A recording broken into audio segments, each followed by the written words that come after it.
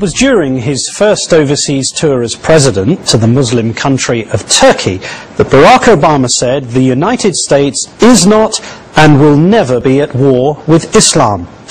Which is why our next story is provoking so much controversy.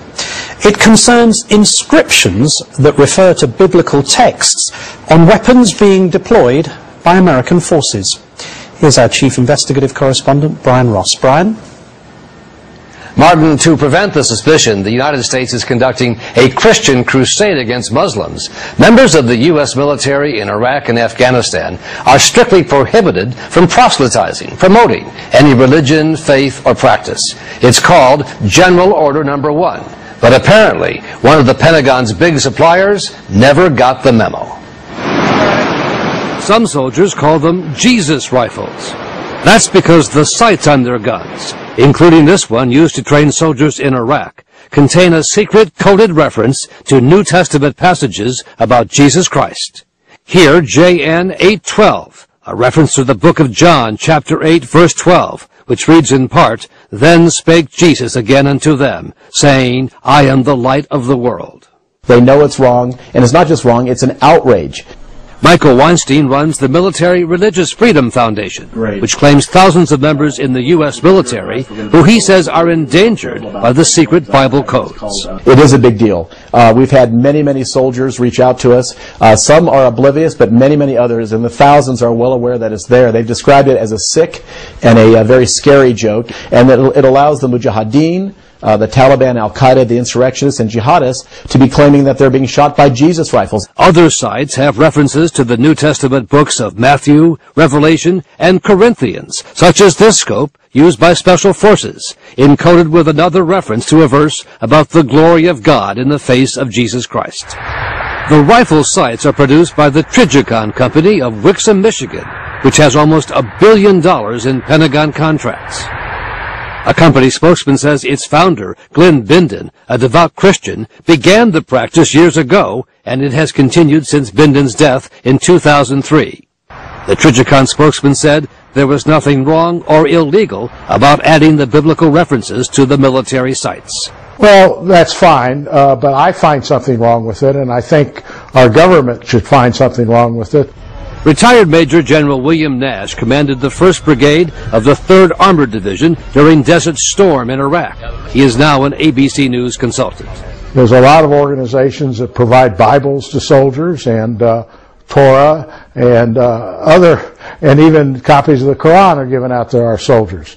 I have no problem with that, but I do have problems with military equipment being labeled in such a way that it seems like it's our God against their God. General Nash says the Pentagon should make the company remove the biblical codes. They should fix them all. They do a modification on the sites to take off those inscriptions, and if they fail to do that, they should be penalized monetarily.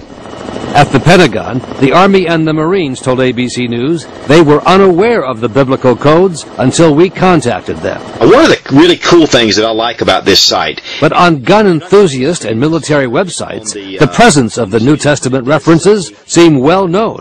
As this gun reviewer pointed out, the passage from the book of John.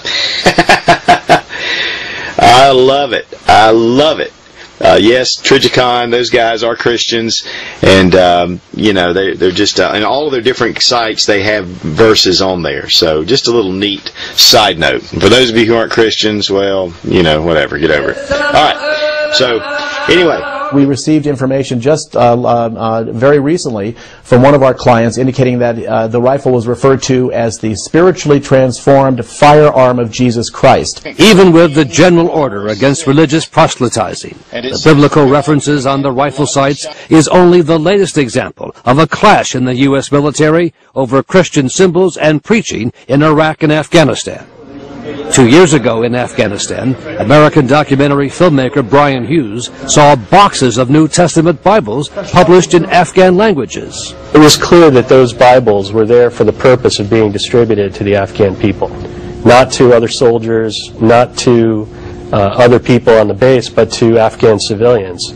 So it was clear that they were prepared to operate outside the boundaries of General Order Number 1. Filmmaker Hughes recorded U.S. Army Chaplain Gary Hensley in a provocative sermon at Bagram Air Base. You know, the Special Forces guys, they hunt men, basically. We do the same thing as Christians. We hunt people for Jesus. We hunt them down. Get the hound of heaven after them. So we get them in the kingdom. Right? That's what we do. That's our business.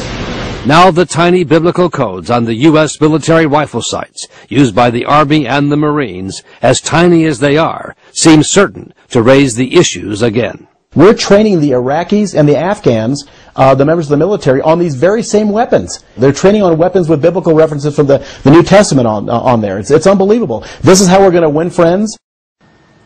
It's not known precisely how many of the rifle sights with the secret Bible codes are now in use by the military. But the Trigicon Company just received a $660 million contract to be the sole supplier to the U.S. Marine Corps, and its sights are the preferred choice of the U.S. Special Forces. As of tonight, the military was still trying to figure out what, if anything, it plans to do about that.